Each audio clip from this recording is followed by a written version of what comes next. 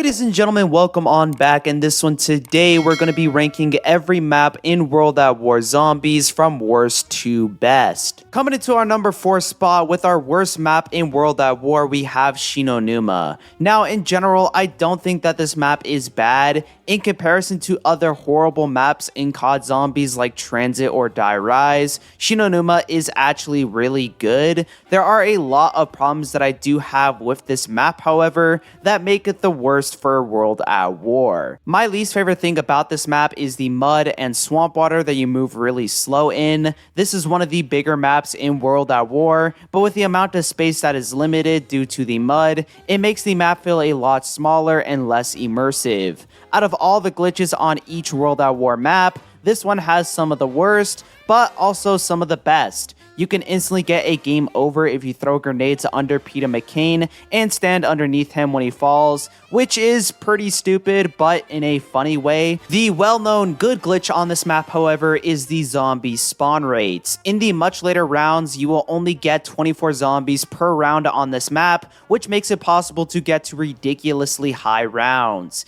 This map currently holds the world record for highest round ever achieved in zombies, which is pretty cool. I do also like the fact that this map introduced the Hellhounds and the Wunderwaffe, which is very cool. I do like Shinonuma in those aspects, but the map layout is one of the worst in all of World at War. Perks spawning in random locations with no indication of where they're going to be was and forever will be one of the dumbest features in Zombies. Whenever I load this game up, Shinonuma is one of the maps that I pick last because of the map layout. World at War maps are great to play for about 30 rounds. I'm not the best, nor do I enjoy going for super high rounds past round 100. Going to round 10,000 or even 1,000 is way too much for the majority of zombie players. And while Shinonuma does do a good job with the high round gameplay, I feel like it fails on the more important aspects of World at War,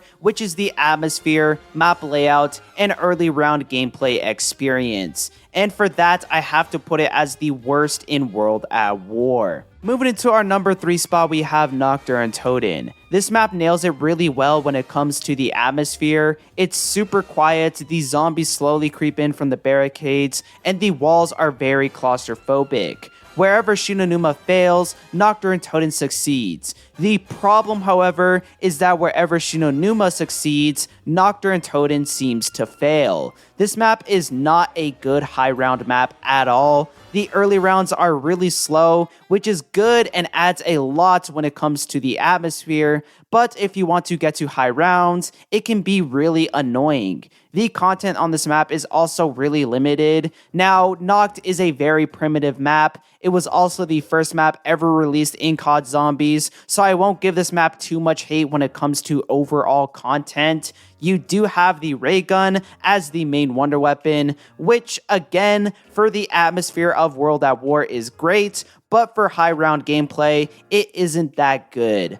One thing I do really like about this map is that the box doesn't move locations like in all of the other maps in World at War. I find this to be really convenient because you don't have to worry about getting the teddy bear and going through the whole animation and moving somewhere else. All you have to do is buy one door and then you have access to the box for the entire game. The map layout, even though it is very simple, it works really well. You have the camping strategy where you don't buy the door to the stairway, and you also have the training strategy where you don't buy the help door. Both of these strategies are really easy to set up because you only have to buy 2 doors for each, and they work decently well.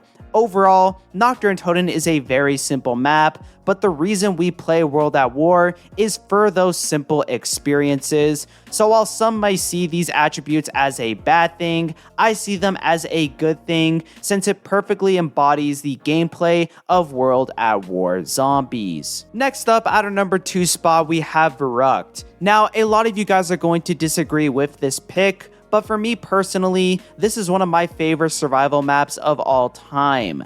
It embodies the atmosphere and gameplay loop of World at War perfectly. You have all the really tight corridors, so you have to fully utilize the map in order to have a chance at getting to high rounds. You don't have any super powerful wonder weapons, so you have to use traps, which makes this map easier for high rounds than Noct, but harder than Shi No Numa. The early rounds are very fast paced, so you get to jump right into the action, and the atmosphere on this map is incredible. It is one of the scariest zombie maps of all time due to the countless screams that you can hear echoing throughout this entire map, as well as the countless things that you can interact with, like the dentist chair or the faucets of blood around the map. Verrückt was the first map to introduce perks, which are super important to COD zombies. Some perks like double tap and quick revive weren't perfect since depending on how you played, they didn't provide much value, but other perks like jug and speed cola completely changed the way that people played zombies.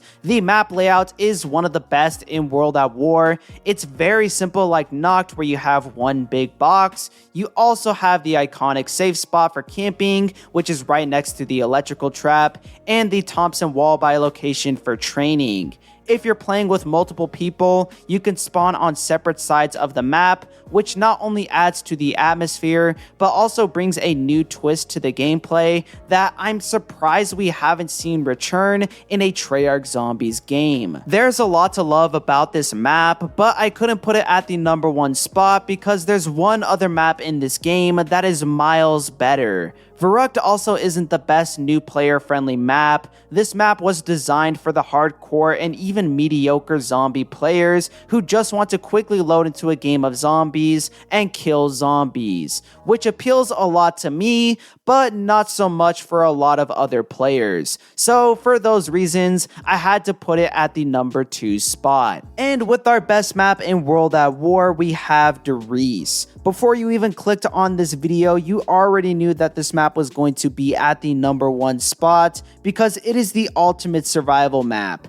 It added in the Pack-a-Punch machine, which that alone already makes it one of the best maps in World at War because the Pack-a-Punch completely changes the way that people play zombies. Not only was the Pack-a-Punch introduced in this game, but so was the Monkey Bomb, the Flytrap Easter egg, and so many iconic zombie tropes that we all know and love today. The map layout is incredible on this map. It is so simplistic yet really effective and engaging. You have all the teleporters on every side of the map to bring you back to spawn. You also have the catwalk, which is one of the most iconic camping spots in all of zombies.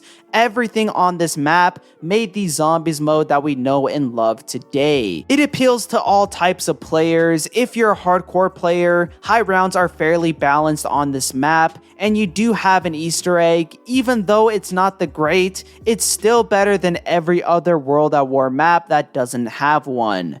Der Riese's atmosphere is really different in comparison to the rest of World at War. While maps like Noct and Verrückt were more focused on the horror aspect, Der Riese was more focused on the epic and adventurous atmosphere that we see in Treyarch games today. There are still a lot of horror aspects on this map that are hidden within the lore, but I wish they added more into the actual map.